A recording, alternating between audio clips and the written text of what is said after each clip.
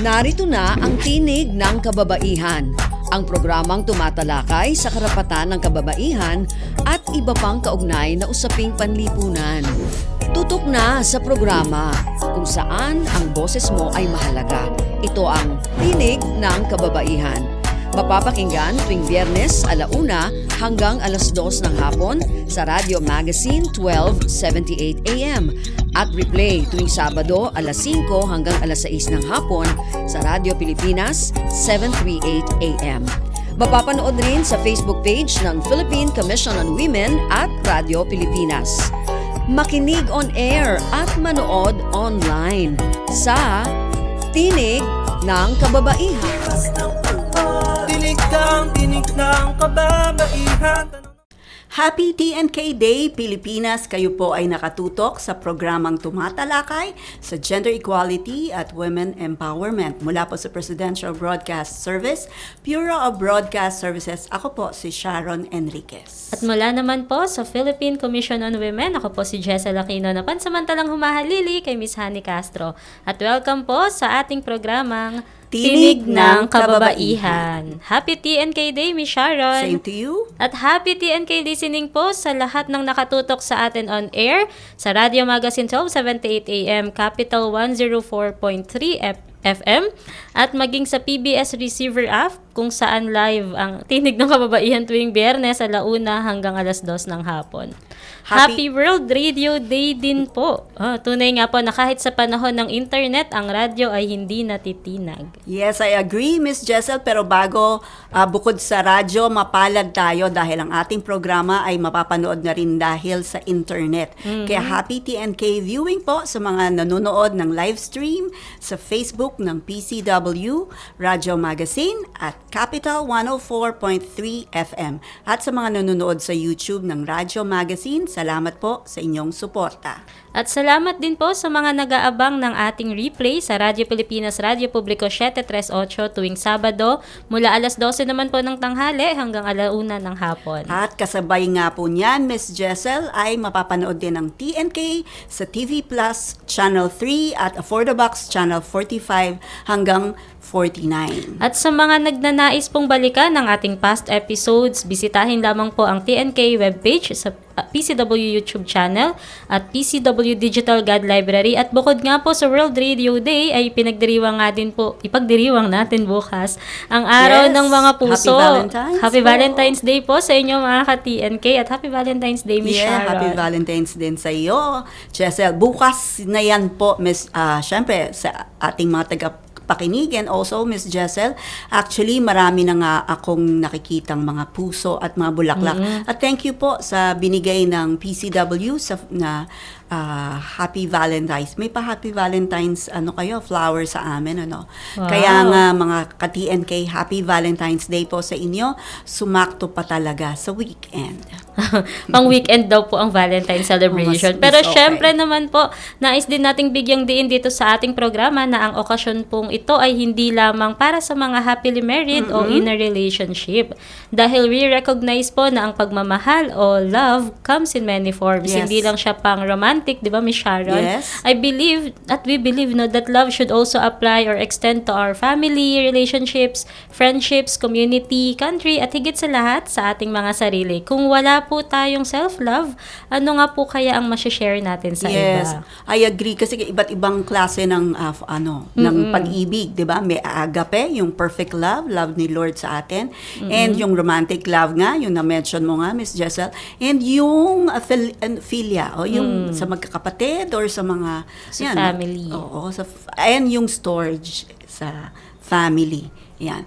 Kaya kumbaga, kung meron tayong dapat unahing mahalin, and syempre yung ating sarili. Kaya nga kanina, kumakanta na nga tayo kanina, yung The Greatest Love of All, no, Miss Jessel? Para mag-sample pa Duet si na Miss tayo. Sharon.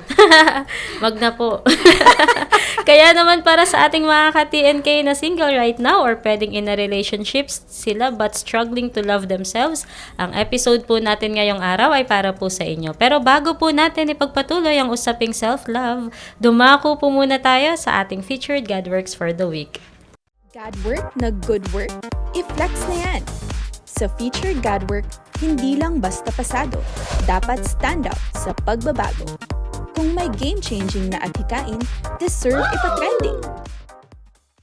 Good news mga ka-TNK, sa loob mismo ng Kongreso, sining ang naging tulay ng malasakit at serbisyo. Inilunsad ng mga kababaihang mambabatas ang sining sa Kongreso 4. Isang art exhibit na hindi lang nagpapakita ng talento kundi nagtitipon din ng pondo para sa mga programang sumusuporta sa kababaihan at kabataan.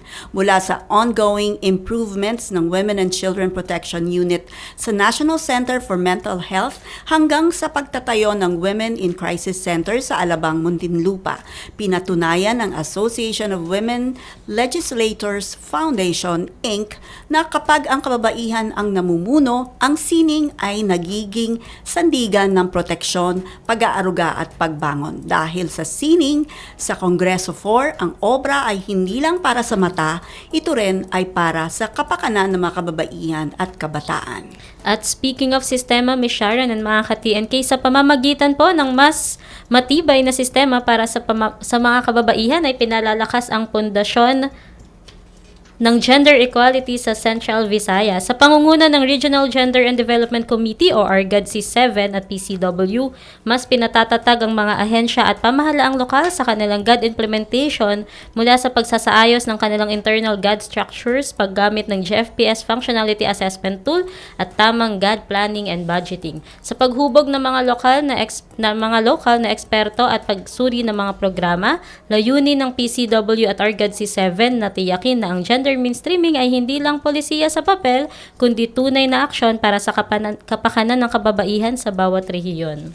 At mula Central Visayas, pumunta naman po tayo sa Mimaropa Region. Sa Palawan, pinatunayan ng Samahan ng Maralitang Kababaihang Mangingisda sa kanilang 636 kilo na tilapia na ani mula sa freshwater fish pond na kapag binigyan ng pagkakataon ng mga kababaihan, umaagos ang tagumpay. Pinangunahan ng nasabing samahan ang proyektong aquaculture na suportado ng pamahalaan gamit ang makabagong teknolohiya para palakasin ang kabuhayan at seguridad sa pagkain sa kanilang komunidad. Hindi lang po ito ani ng isda, kundi ani rin po ng kakayahan, kooperasyon at kumpiyansa ng kababaihan. Isa itong halimbawa na ang women empowerment ay may konkretong bunga sa hapagkainan at sa kabuhayan ng komunidad. Good job po sa lahat ng kababaihan at sa mga Good kapwa job. advocates na patuloy na isinusulong ang gender equality at the women empowerment. Samantala, Ms. Sharon, Yes. alamin naman natin ngayon ang ating hashtag Say sa Yes. TNK. Oras na naman para sa hashtag Say sa TNK, kung saan natin pinupulsuhan ang ating mamamayan tungkol sa topic natin kada episode. Para sumali, bisitahin at i-follow ang PCW Facebook at X accounts sa @PCWGovPH kung saan ipopost kada Webes ang ating question for the week. Dito sa TNK, lahat tayo may say. Kaya makipagtalakayan na sa amin at sumali sa hashtag Say sa TNK. Okay, sa TNK Question of the Week, may pa-statement tayo para sa ating mga ka-TNK, no? Okay lang na magmahal ng others, pero wag mong kalimutang magtira ng pagmamahal para kay self. Sa darating na araw ng mga puso, ano ang message mo? Message of love mo para sa iyong sarili. Nakapost na po ito sa PCW Facebook page at sa ating Godvocates Community Facebook group kung saan pwede po kayong mag-comment ng inyong mensahe para sa inyong mga sarili. Pwede rin po kayong mag-text sa 0917-845-4814 at mag-text na po kayo dahil dito sa TNK, lahat tayo ay may say. Yes, samantala, Ms. Jessel, para naman po sa ating sining sali, na-announce po natin to last week, isang tulang alay sa kababaihan. Pwede pa rin po kayong mag-comment o mag-text ng inyong mga linya na bubuo sa ating tula. Ang sining sali, isang tulang alay sa kababaihan ay ongoing sa buong buwan ng Pebrero bilang pagdiriwang sa National Arts Month. At ang mabubuong tula ay ilalabas sa National Women's Month Celebration. Yan po ay sa March. Kick-off event sa darating na March 6. Pero dahil tayo ay nasa February pa rin po, ay Yes. pag-usapan muna natin, Miss Sharon, Ang ang love. lagay ng ating mga puso at ang estado ng ating buhay, pag-ibig pagdating sa ating mga sarili. At upang samahan po tayo sa ating talakayan ngayong hapon, nag-imbita tayo ng isang life and mental health coach. Sino kaya siya? Abangan natin yan sa pagbabalik ng Tinig ng Kababaihan.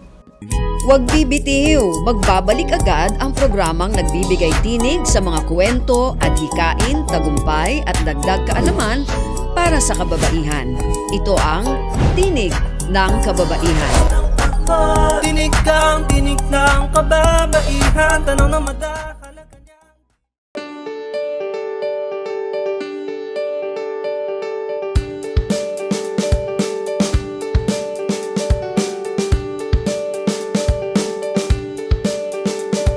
Anong nilalaman ng iyong puso? Yung mga mithing bilang babae, komplikado man ay laging positibo. Natanaw ang makabuluhang pagbabago. Masuko ang karahasan at pang-aabuso. Malipol ang armadong tunggalian. Tumayo, sumigaw, ikalat ang balita. Pantay-pantay lahat, walang pinagkaiba. Nararapat na ipaglaban ng tama. Ang susi ay nasa atin, kababaihan.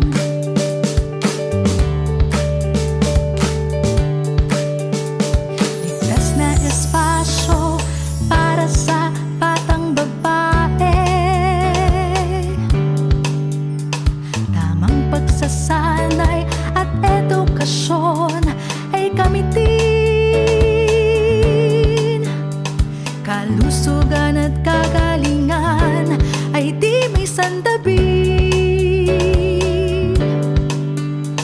Pangangalaga ng kalikasay ating layunin. Pagtibayin ng dignidad at karapatang pantao. Malayang pagdedesisyon at kapangyarihan. Tumayo, sumigaw, ikalat ang balita. Pantay-pantay lahat, walang pinagkaiba. Nararapat na ipaglaban ng tama. Ang susi ay nasa atin, kababaihan. Pagtataguyod sa pampinansyal na katayuan, ekonomiya at kabuhayan.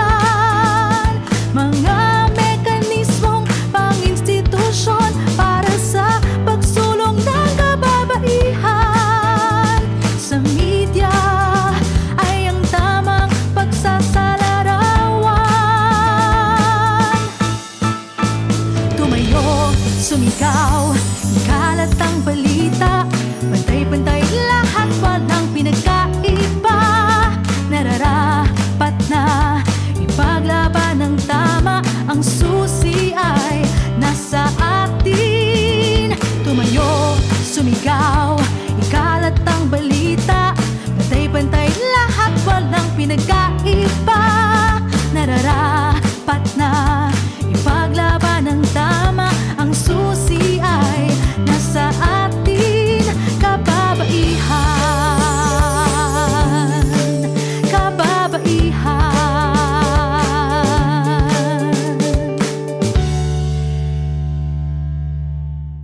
Nagbabalik ang makabuluhang talakayan, pagbabahagi ng kaalaman at pagbibigay tinig sa mga kwento, adhikain at tagumpay ng kababaihan.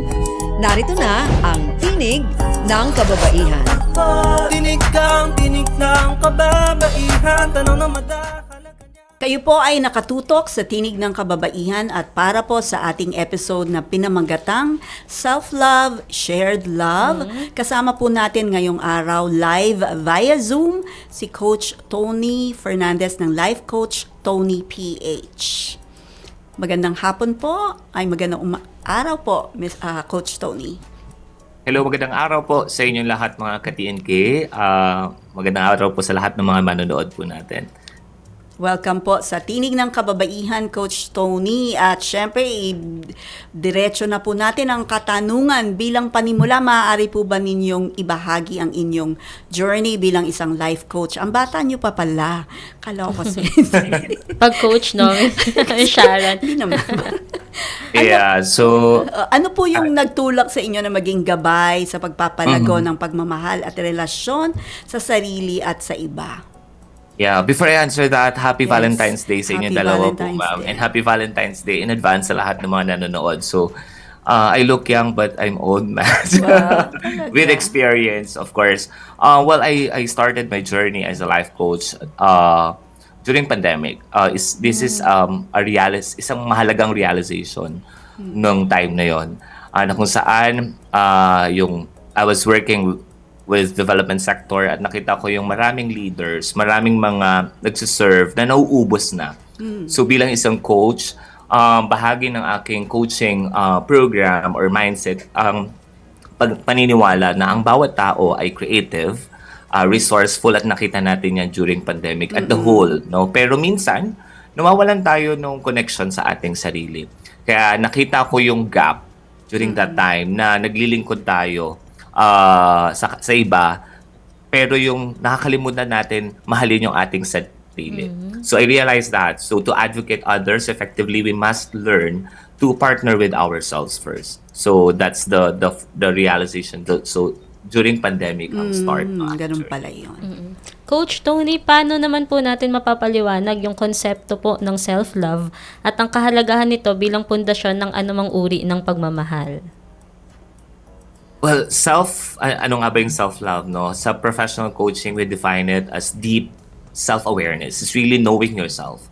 It's, again, the root word deep, no? Deep self-awareness. Hindi lang ito treat yourself moments.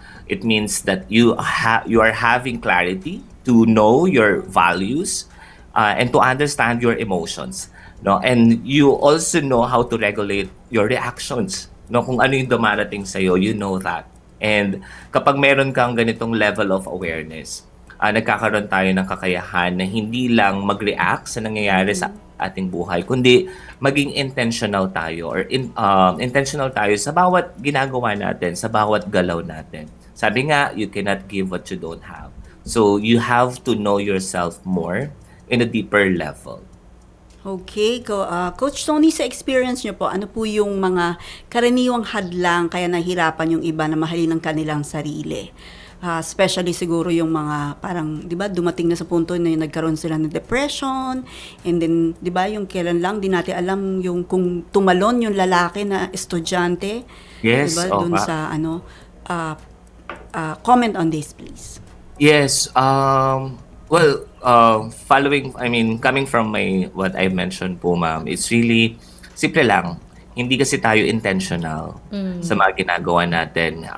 Kumbaga, may mga habits tayo na we exclude ourselves. May mga habits tayo na, or limiting beliefs na tinatawag that hinder or humahadlang sa ating growth. And also, it boils down sa fear of being labeled na selfish, or baka sarili, no? It's a common barrier. But here's a coaching truth, no? If I always bring this and share this with my partner, clients and friends, that if it's not scheduled, it is neglected. If it is not done. So kapag hindi natin isinasama yung ating sarili sa ating mga priorities, sa ating to-do lists, no, nawawalan tayo ng presence para sa mga taong mahal din natin. So, yun. So, really intentional. So, kabaliktaran nun, ang barrier ay hindi tayo nagiging intentional. Follow up lang ulit dun sa question na yun, Coach. Kasi nga, di ba parang nakasalalay yung iba, yung worth nila, nakasalalay sa iba.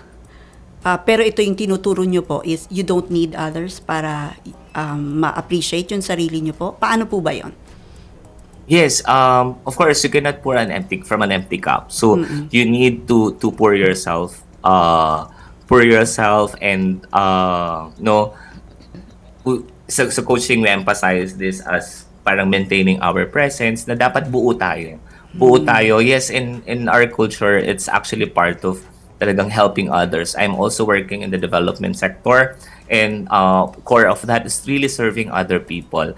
And part of it in our program, and also in what I'm doing personally, I really being intentional sa mga ginagawa ko, and also loving myself more. So pag emotionally healthy ka kasi, mas kalmado lahat in terms of your communication, at mas malinaw yung boundaries. So ang self-love ay hindi ito naglalayo sa atin sa iba. Sa halip, ito yung ginagawa pa nitong mas safe at mas matatag yung relationship natin with other people. So if you really want to prosper your relationship with others, no, you have to sustain first on yourself, and mas mapapadali at magkakaroon ng mas healthy relationship.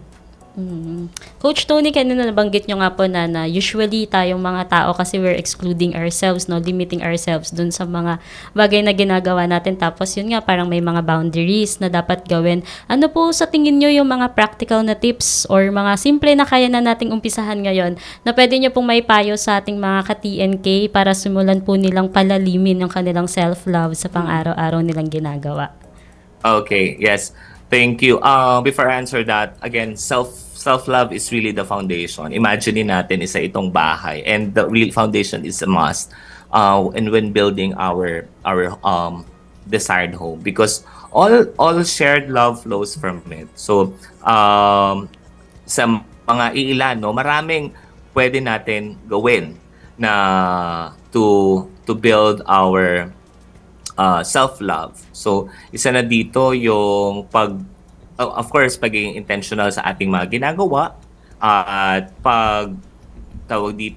pagkakaroon ng journal. So, may mga activities, ito, ang keyword kasi dito, you look for activities that activities that increase your self-awareness. Mas magkakaroon ka ng time to reflect, time for you to assess yourself, know what happened, what did not happen, what are your things that you want in the next time. So like prayer, it's also another way. Meditation, you can also do coaching,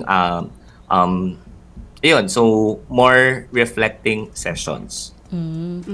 Part ba ngayon, Coach Tony, kasi sobrang uso kasi sa mga kabataan ngayon yung niro-romanticize yung kanilang mga daily lives. Sa tingin mo po, part po ba yan ng self-love or meditating somehow? Self-love, of course, apart from yung mga activities na nakikita natin, no, parang pinopost nila yung this is self-love, so they travel, yan, YOLO. So there's a boundary with between yung love sa ating ginagawa, and also as long as hindi siya nakakasira sa ibang tao, it's okay. So lahat it should be a balance, a self-love and shared love or loving others ay dapat coexist. So ito yung tinatawag namin sa coaching is partnering. May balanse yung responsibilidad sa sarili at sa kapwa. So healthy love has boundaries and empathy. So you ask yourself when posting it on Facebook, on social media, am I giving from love or from fear? Or am I doing this because I love this or I want to flaunt it or for everyone consumption whatsoever? It's really more on balancing. Balancing means acknowledging that you matter just as much as other people you serve. Hindi ito yung me versus them, ma'am. It's really me and them. Ang tinitignan natin dito. Okay. Yun nga, sinabi nyo nga, na-mention nyo yung it's not me versus them, but me and them. Correct. Ito nga po yung susunod ng question. Yung self-love, paano nakakatulong yung self-love sa pagbuo ng positive na at makabuluhang relasyon sa pamilya, kaibigan, komunidad, at if preferred nila ay kasintahan or diba, yung mga romantic relationship. Oh, so pag may self-love ka, if you practice self-love, again, self-love is really a continuous process. You need to practice it.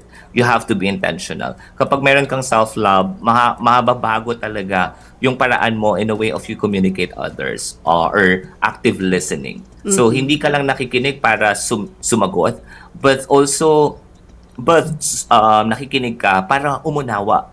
So in a relationship, regardless if romantic, we are friends or family, you respect both needs. Your needs and others' needs. Dahil dito, mas yung service mo with your family and with your community ay mas nagiging sustainable. You're not wasting time because paulit-ulit kayo. Instead na lagi kayo nang sumasagot without comprehending it or understanding it, pag may self-love ka, mas naiintindihan mo at mas nauunawaan mo yung sinasabi. So, keyword if you have the self-love is mas nagbabago ang paraan ng pakikinig.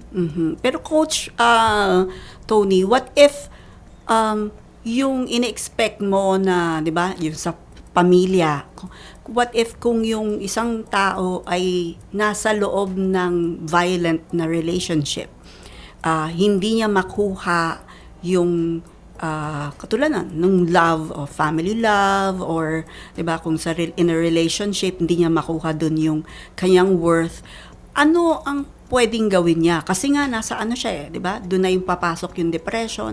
Ano po ang maipapayo niyo sa mga ganoon na para hindi po siya dire-diretsong magpunta sa depression? Again, babalik tayo. So, ang lagi titignan natin is to really center in sa self, kung ano nga ba yung nakita niya sa sarili niya. So, self-awareness pa rin ang titignan. And from that self-awareness, if there's any medication needed for the person, seek help.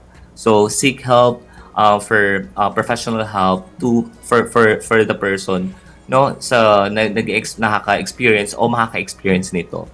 Healthy love has boundaries and empathy. So if you love yourself, you also set these boundaries to yourself, and also that para mabuo ka at you are also protected, so that 100% you can also love other people. What if another follow-up question na Coach Tony, what if yung mga kabataan na binubuli, hindi ba? Paano naman niya, kasi nga, syempre, nag-depreciate na yung kanyang self-esteem sa pambubuli ng mga classmates niya o ano. Paano po rin po siya matutulungan na bumalik yung kanyang self-esteem o yung kanyang self-love? Self-love, well, again, so, ganito, it's parang, para sa mga kailangan ng ganitong support, tandaan natin that growth, no, it's a process. So, we will mapagdadaanan natin yan. Ang lagi ko sinasabi is wag natin tambayan yung sitwasyon na ito. Let's still look for doors to get out of this situation. So now you're, in terms of the confidence, kulang pa tayo in terms of confidence, but that can be built through time, through practice, like small consistent actions. So practice setting small boundaries for those who are experiencing this bully, even when it feels uncomfortable. Ang mga bawat actions na ito ay talagang, it's really, sa confidence kasi, it's an evidence base. You gather all these experiences and assess na, naalampasan ko to. Okay, next, nalampasan ko na to. Nalampasan ko to. And it gives you more confidence. So, to face new challenges. So kapag naniniwala ka sa iyong worth at nagagawa mong magmahal nang walang takot, because you are confident, you already surpassed and you have the evidence to back on it.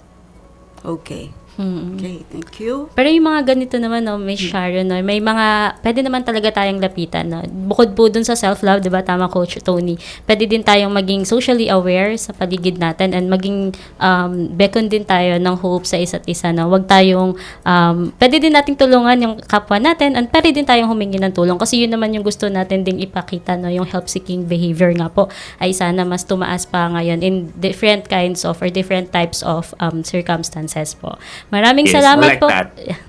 Maraming Yes, I like salamat that. po, Coach Tony, sa iyong mga binahagi po. Sa paumpisa pa lang po ito, no, marami pa po tayong pag-uusapan, mga ka-TNK. Diyan lamang po kayo at magbabalik po ang Tinig ng Kababaihan. Huwag bibitiw, magbabalik agad ang programang nagbibigay tinig sa mga kwento, adhikain, tagumpay at dagdag kaalaman para sa kababaihan. Ito ang Tinig ng Kababaihan. Tinig ng kababaihan. Tanaw na madakalang kanya. Game, 1, 2, and... Paatuhon, balik at ulo, kita kwetan, baywang at sus. Huwag mong titigan ang hindi sa'yo at maging disenteng tao. Pare, ang catcalling ay isang uri ng sexual harassment. Di biro ang sexual harassment at di nakakamacho ang pang-aabuso. Isang paalala mula sa Philippine Commission on Women.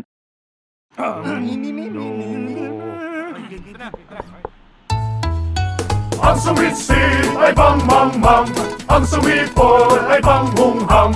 Ang babae sa lansangan, huwag iritan kundi igalang. Pare, ang catcalling ay isang uri ng sexual harassment. Di biro ang sexual harassment at di nakakamacho ang pang-aabuso. Huwag iritan kundi igalang. Isang paalala mula sa Philippine Commission on Women.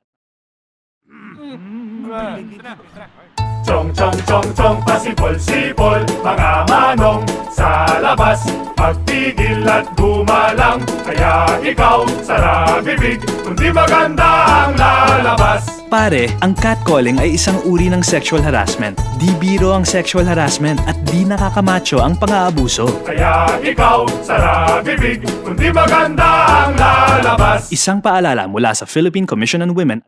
Nagbabalik ang makabuluhang talakayan, pagbabahagi ng kaalaman at pagbibigay tinig sa mga kwento, adhikain at tagumpay ng kababaihan. Narito na ang Tinig ng Kababaihan. Tinig ng kababaihan. Tanaw na madakalang kanya.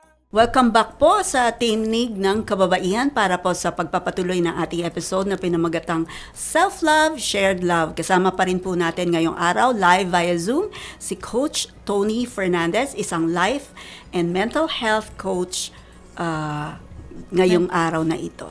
Coach Tony, sa pagpapatuloy po ng ating usapan, paano po natin maipapakita ang pagmamahal sa iba?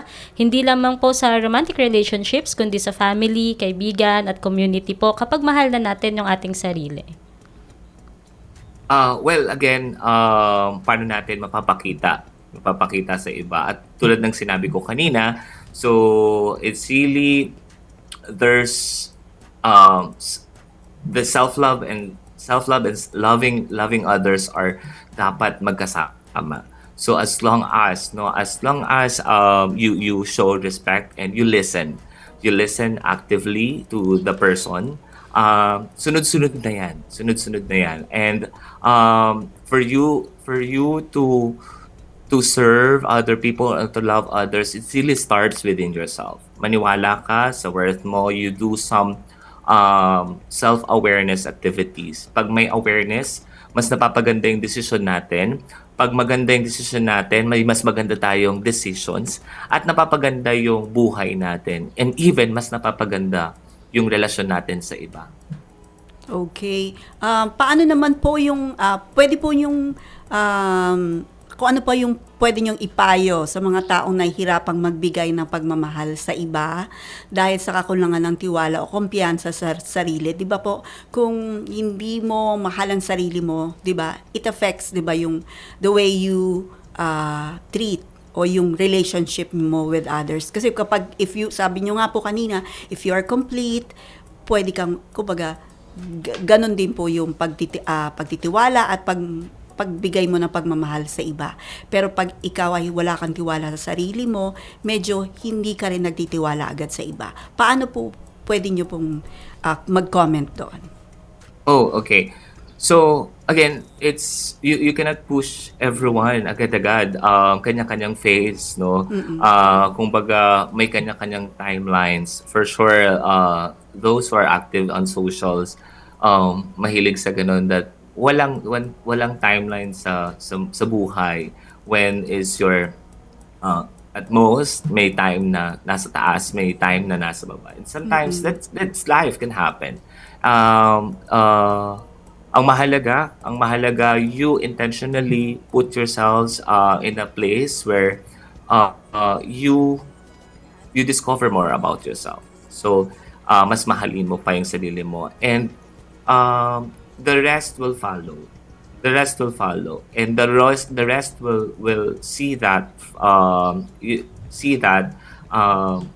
parang kumbaga mas makikita nila yung effect na yun when you love others. Magra-radiate yan kumbaga sa iba. No need to force others to love you, and it's really sa sarili papasok. So, and then of course, continuous lang. Walang you need to add it sa iyong daily routine. May mga maigsing pwede mong gawin like walking that provides more clarity, journaling if you feel ang dami mo nang ginagawa, ang dami nangyayari, you put it in writing. And when you put it in writing, you already resolve one problem sa buhay mo because you provide clarity. You gave yourself a clarity at may mas magandang daan. What else? You talk to your friends or closest friends or family. That will be your support system. If that increased, kung may mga kailangan pang kailangan or may challenges or merong mga past trauma that needs healing, that a professional help can intervene doon sa mga ganun. So, everybody can experience na nahihirapan ako magmahal sa iba, and that's fine, and that's okay. So, and you just have to intentionally put yourself in the center and balikan mo. Okay, siguro po kasama na rin po yung faith natin sa Diyos, no? Pwede rin pong yung magdala o magbigay ng pagmamahal sa ating sarili, no? O yung pagtitiwala. Yes, tama. Actually, that's part of me personally doing it. It's really part of you. It's a me time as well. Kung hindi mo na ipapansin that walang nagmamahal sa iyo, meron. May nagmamahal sa iyo. Just airing out there. Merong nagmamahal sa'yo. Ang ganda po nung sinabi niya, Miss Sharon, mga ka-TNK, na kapag nahihirapan tayong magbigay agad ng love, hindi naman kasi yun minamadali, no? Parang it takes time, and i-heal mo muna yung sarili mo, no? Ibigay mo muna yung love sa sarili mo, and even yung trust nga, unahin mo munang pagkatiwalaan yung sarili mo bago mo yun ma-share talaga sa iba. And kaya din mahirap kasi nga hindi pa tayo ganun fulfilled sa sarili nating mga pagmamahal. Yes, tama. And siguro yung katulad nga ng sinabi nyo, no, Coach Tony, yung iba pa rin yung faith kay Lord na nakakadala rin ng kampante sa sarili mo na may ibang, kumbaga kung hindi ka mahal ng parang ng ibang mga tao or even yung family mo, merong isang being na nagmamahal sa'yo, di ba? Sa ating lahat. Totoo. Saktong-sakto yan, ma'am. Okay. Salamat po, Coach Tony, sa inyong mga ibinahagi. Hindi pa po tayo tapos. Ngayon naman po ay pulsuhan natin ang ating mga ka-TNK at alamin po natin ang mga message of love nila para sa kanilang mga sarili. Ang say sa TNK po is ni Lonely Mia. Hi, Lonely Mia.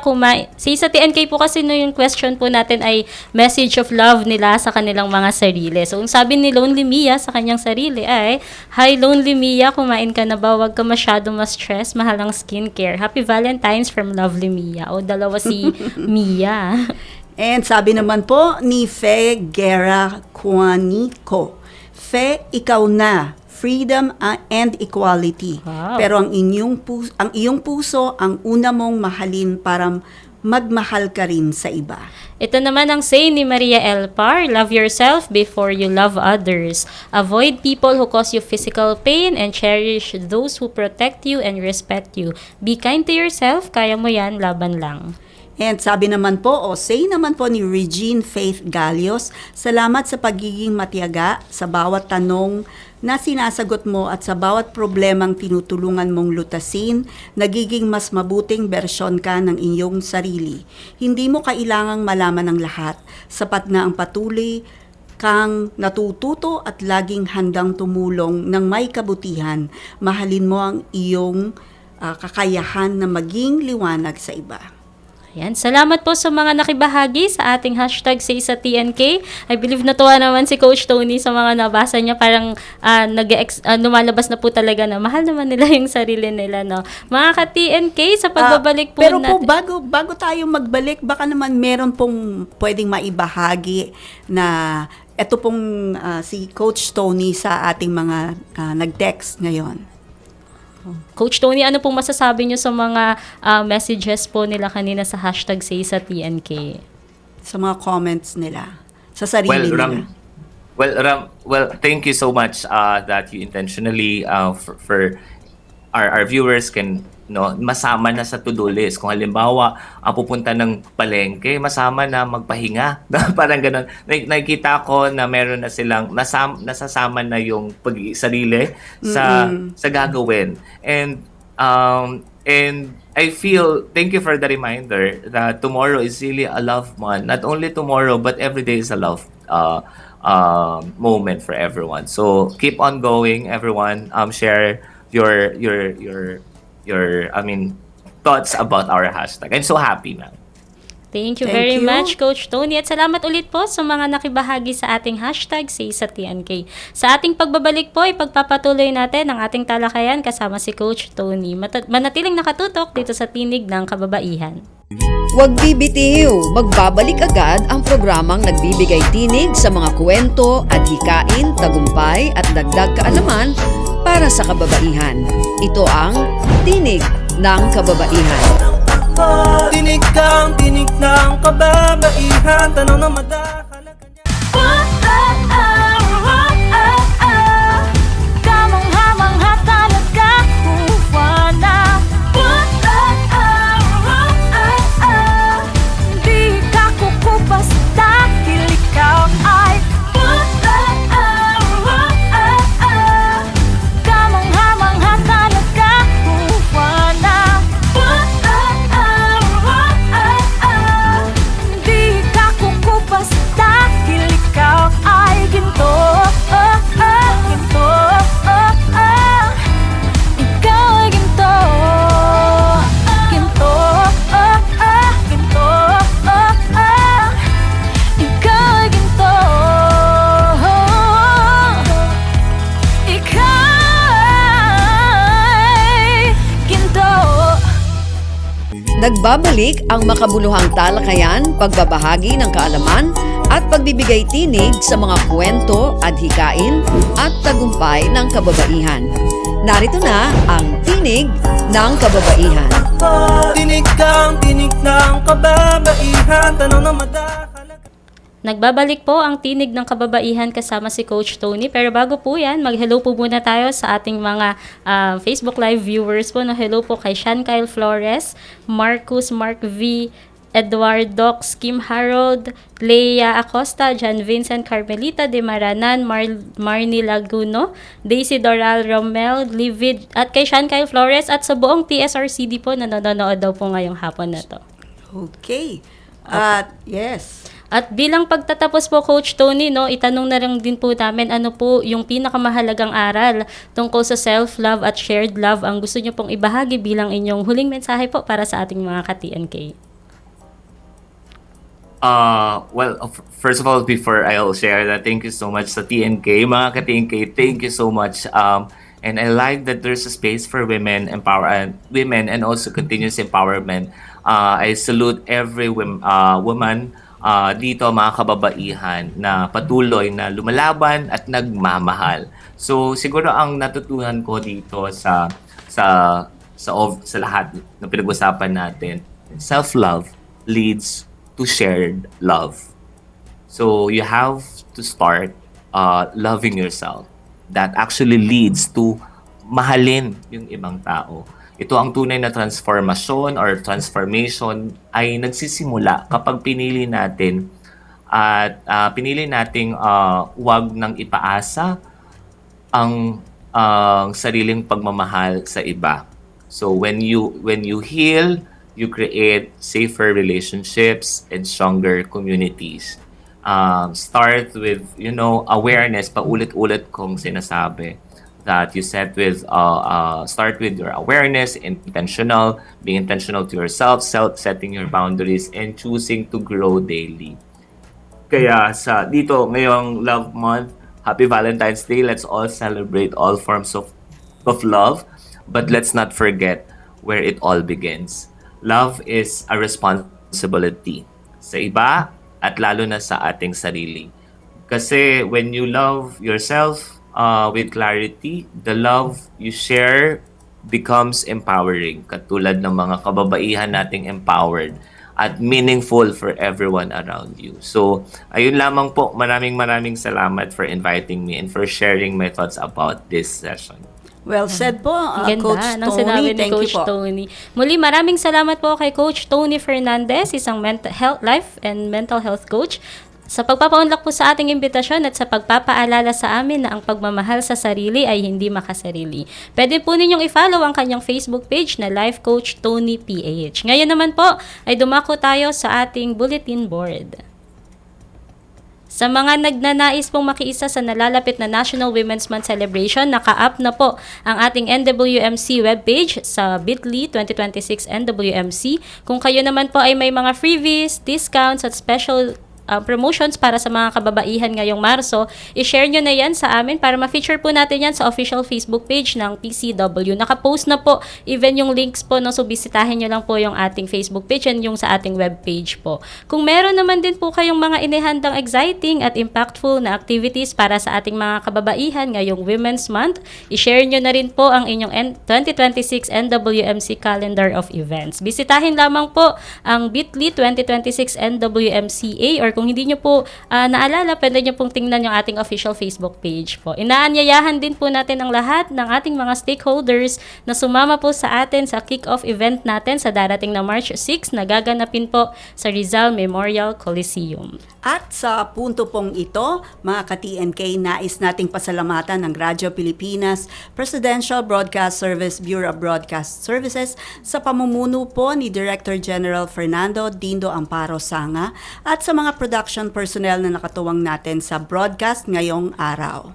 At salamat din po sa mga nakasama natin mula sa Philippine Commission on Women na pinamumunuan ni Chairperson Ermelita Valdea Villa at sa Social Marketing Section ng PCW na bumubuo sa TNK Production Team. At tandaan, ang pagmamahal sa sarili ay hindi pagiging makasarili. Ito ay pagkilala sa ating halaga bilang tao at bilang bahagi ng komunidad. Kapag marunong tayong magmahal ng ating sarili, mas malinaw nating nauunawaan ang ating mga karapatan, mas natitiyak ang ating mga hangganan, at mas handa tayong magbigay ng pagmamahal sa iba. Mga ka-TNK, ako po si Sharon Enriquez. At bago ko po basahin ang ating closing spiel, sabi po ni Sean Kyle Flores pala kanina, hindi daw po nabasa yung kanyang say sa TNK. Akala ko nga, babasahin mo kanina. Basahin po natin. Sabi po ni Sean Kyle Flores, para sa pagmamahal, pinakamahalaga dyan ang respeto, pagpapahalaga sa ating kalusugan, at pagtuon sa seryosong papel ng komunidad para paramdaman ang diwa ng pagmamahal. Kung may inaapi, kailangan nilang bumangon at tumindig sa katotohanan upang marinig ang boses ng bawat tinig ng kababaihan, mga bata at ng taong bayan.